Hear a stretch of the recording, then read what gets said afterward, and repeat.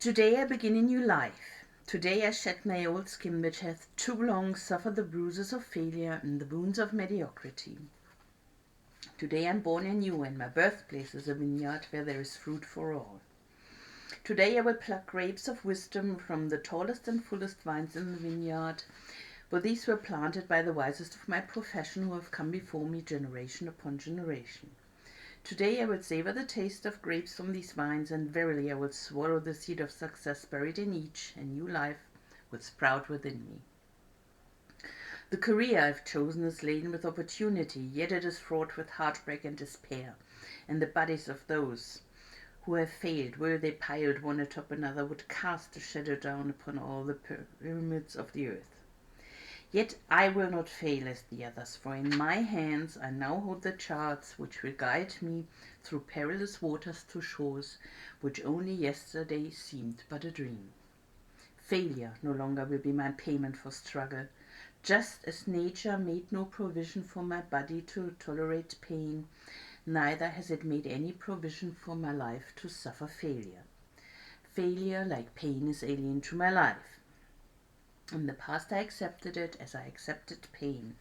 Now I reject it, and I am prepared for wisdom and principles which will guide me out of the shadows into the sunlight of wealth, position, and happiness, far beyond my most extravagant dreams, until even the golden apples in the garden of Hesperides will seem no more than my just reward.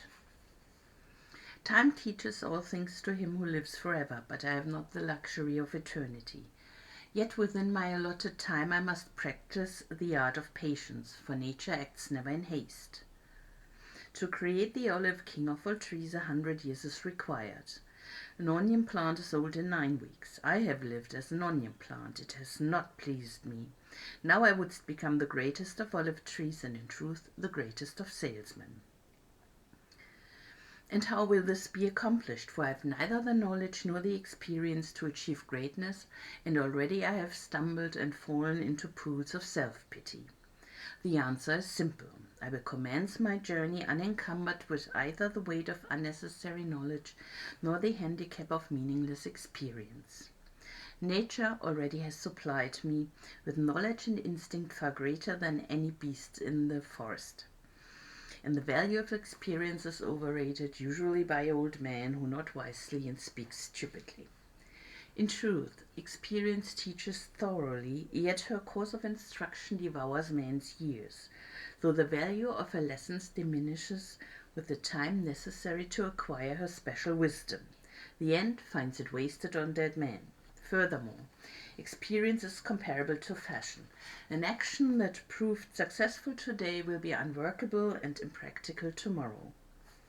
Only principles endure, and these I now possess, for the laws that will lead me to greatness are contained in the words of these scrolls. What they will teach me is more to prevent failure than to achieve success. For what is success other than a state of mind? Which two among 1,000 wise men will define success in the same words? Yet failure is always described by one way. Failure is man's inability to reach his goals in life, whatever they may be. In truth, the only difference between those who have failed and those who have succeeded lies in the difference of their habits. Good habits are the key to all success. Bad habits are the unlocked door to failure. Thus, the first law I will obey, which precedeth all others, is, I will form good habits and become their slave. As a child, I was slave to my impulses. Now I am slave to my habits as a grown man. I have surrendered my free will to the years of accumulated habits, and the past deeds of my life have already marked out a path which threatens to imprison my future. My actions are ruled by appetite, passion, prejudice, greed, love, fear, environment, habit, and the worst of these tyrants is habit. Therefore, if I must be a slave to habit, let me be a slave to good habits. My bad habits must be destroyed and new furrows prepared for good seed. Whew. I will form good habits and become their slave. And how will I accomplish this difficult feat? Through these scrolls it would be done.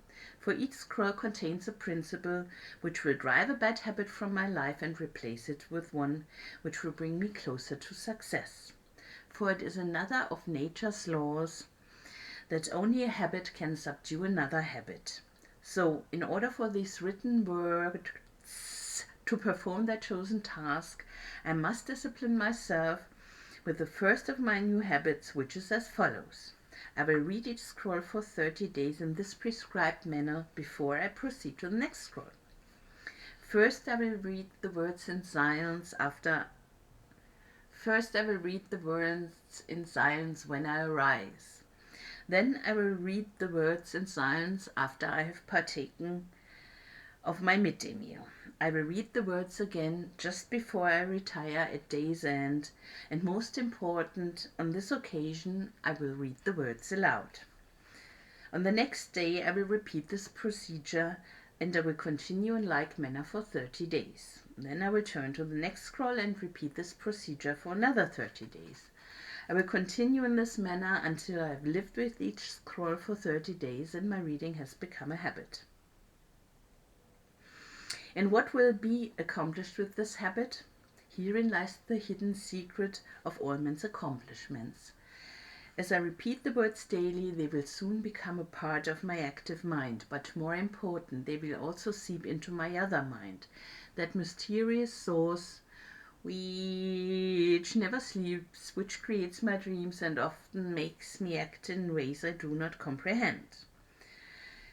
As the words of these scrolls are consumed by my mysterious mind, I will begin to awake each morning with a vitality I've never known before. My vigor will increase, my enthusiasm will rise, my desire to meet the world will overcome every fear I once knew at sunrise, and I will be happier than I ever believed it possible to be in this world of strife and sorrow. Eventually, I will find myself reacting to all situations which confront me as I was commanded in the scrolls to react. And soon these actions and reactions will become easy to perform, for any act with practice becomes easy. Thus, a new and good habit is born. For when an act becomes easy through constant repetition, it becomes a pleasure to perform. And if it is a pleasure to perform, it is man's nature to perform it often. When I perform it often, it becomes a habit, and I become its slave. And since it is a good habit, this is my will. Today, I begin a new life. And I make a solemn oath to myself that nothing will retard my new life's growth. I will lose not a day from these readings, for that day cannot be retrieved, nor can I substitute another for it. I will not break this habit of daily reading from these scrolls, and in truth, the few moments spent each day on this new habit are but a small price to pay for the happiness and success that will be mine. As I read and reread the words in the scrolls to follow, never will I allow the brevity of each scroll nor the simplicity of its words to cause me to treat the scroll's message lightly. Thousands of grapes are pressed to fill one jar with wine, and the grape skin and pulp are tossed to the birds. So it is with these grapes of wisdom from the ages. Much has been filtered and tossed to the wind. Only the pure truth lies distilled in the words to come. I will drink as instructed and spill not a drop, and the seed of success I will swallow. Whew. Today my old skin has become as dust. I will walk tall among men, and they will know me not, for today I'm a new man with a new life.